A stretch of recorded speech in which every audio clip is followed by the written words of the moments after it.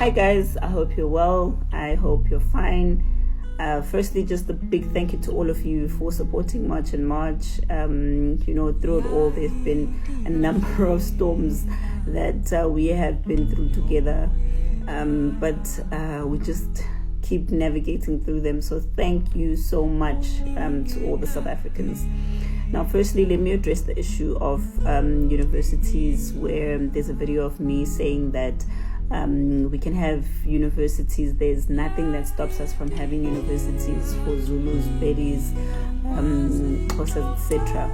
And I believe that even though I don't think that I put it the way that I intended to put it, I do want to take full responsibility for it and say that it did not come out the way that it was intended. The purpose of the messaging was to say that the same way that Afriforum has built universities and they're able to speak Afrikaans, we can also have universities that cater for our selective or respective languages. I don't think that's the way that it came out, and it came out as though I'm trying to say that we can have separate tribes having their own universities. I'm not sure why some are now trying to spin it as though it was to say that Zulus can have their own university, because I mentioned quite a number of languages, but I guess that's how propaganda works. But on my part, in the way that the messaging came out, I do apologize for that. And then second to that, I just want to talk about the issue of Afriforum. So on the issue of Afriforum, I would like to put it on record that March and March is a movement. Afriforum is a movement. We're both not political parties. We're not in some political agreements that's going to take some major decisions for the country, where it's going to be life-changing for people. There's no such thing. I think Afriforum is clear, and we are clear that there are certain issues that we are not in agreement with.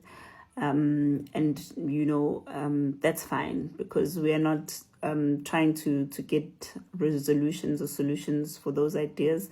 For example, on the issue of land, we are not a political party. We are not an organization that is formed to address the issue of land. We are focused on the issue of safeguarding South Africa and South Africans from things that are happening at the border, and people coming in and out, goods coming in and out, the drugs that are making their way in our communities, etc., etc. So those are our priorities right now.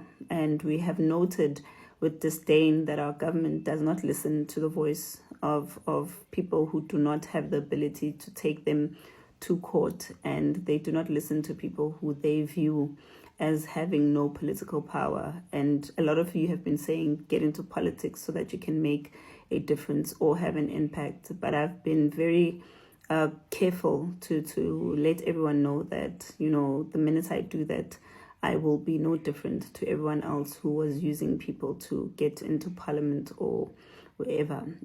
For me, the mission is clear. It's to safeguard South Africa and South Africans, and to make sure that our country's laws are respected, our communities are safe, and there's lawfulness that is happening in the country as stipulated by the constitution of the country. I'm not a president. I'm no big deal, but I'm someone who's just trying. And if my efforts don't yield any results, I'm more than happy to say one day that at least I tried, and then I'll step back and allow other people to try.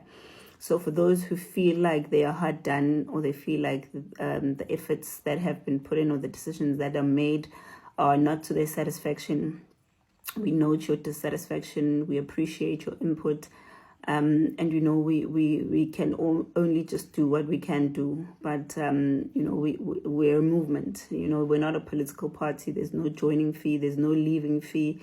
So you're welcome to just disassociate with us, and we will continue to just try our best to make sure that we do what we feel needs to be done.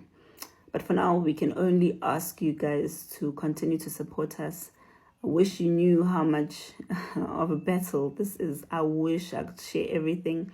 I wish some of you I see in the videos, you're like, yo, she looks so tired.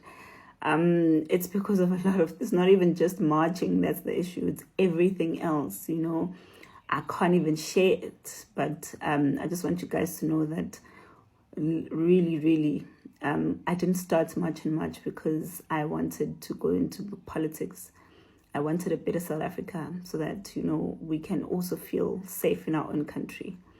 So all I can ask from you is to continue to stand with us and to continue to make your voices heard and to continue protecting South Africa, because there's definitely a lot at stake, more than some of you actually even know. But thank you so much for all the support, and we really appreciate everything. But I can assure you there's nothing that we will sell out. There's nothing that we would want to sell out.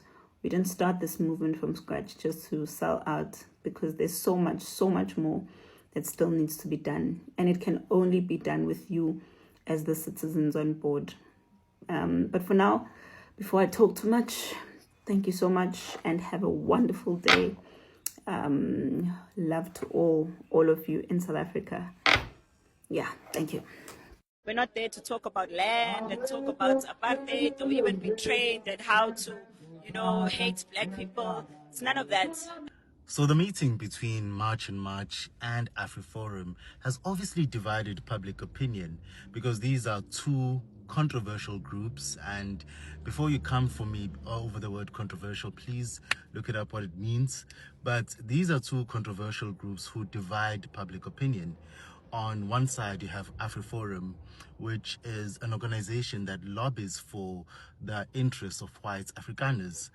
And on the other side, you have March and March, which on the face of it seems like a group which lobbies for African migrants, undocumented African migrants who are black, to leave the country.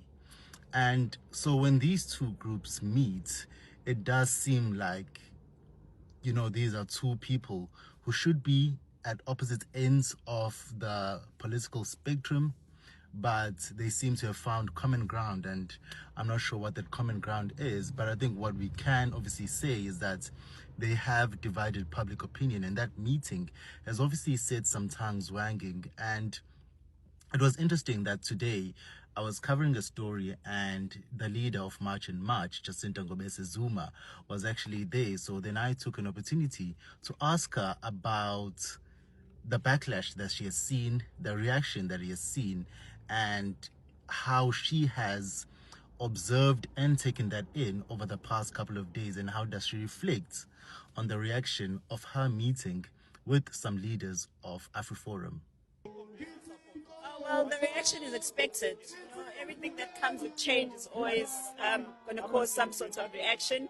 I know the people who have started with us from the beginning, when March and March was still just even a march across the streets or even a social media discussion, know that at the end of the day, there's a bigger picture to what we're doing. And you know, there's no way that we will turn around and betray the very people that we are trying to solve things for. Because at the end of the day, there's a lot of political parties that are claiming that we're in bed with the right wing or left wing.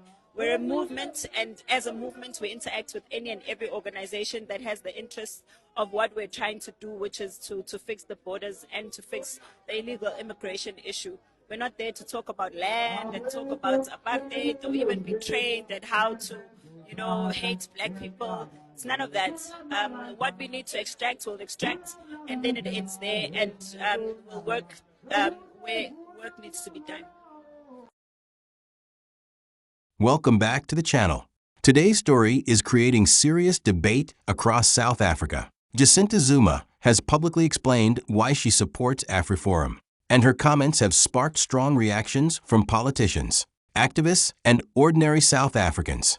Some people are praising her honesty, while others believe her decision is controversial. So what exactly did Jacinta Zuma say? Why is Afriforum involved?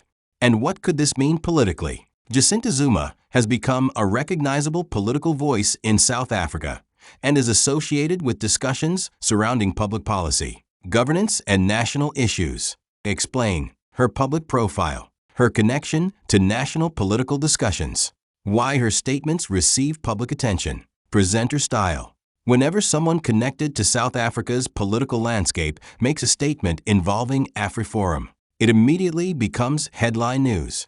Afriforum is a South African civil rights organization. It says it focuses on minority rights, community safety, language and cultural rights, legal advocacy. Also explained that it is controversial because critics accuse it of promoting positions that primarily represent Afrikaner interests, while supporters argue it defends constitutional rights. Important context: Afriforum is supported by some South Africans and criticized by others. This is one reason Jacinta Zuma's comments generated widespread discussion. According to public reports and statements, Jacinta Zuma said she believes cooperation between different community organizations is important. She argued that dialogue is necessary instead of political division. She expressed support for working with organizations she believes can contribute to solving South Africa's challenges. So South Africans, what do you think? Was Jacinta Zuma right to support cooperation with Afriforum? Or do you believe this decision raises important concerns? Share your opinion respectfully in the comments because we want to hear every side of this national conversation. Don't forget to like this video, subscribe, and turn on notifications for more South African breaking news and gist.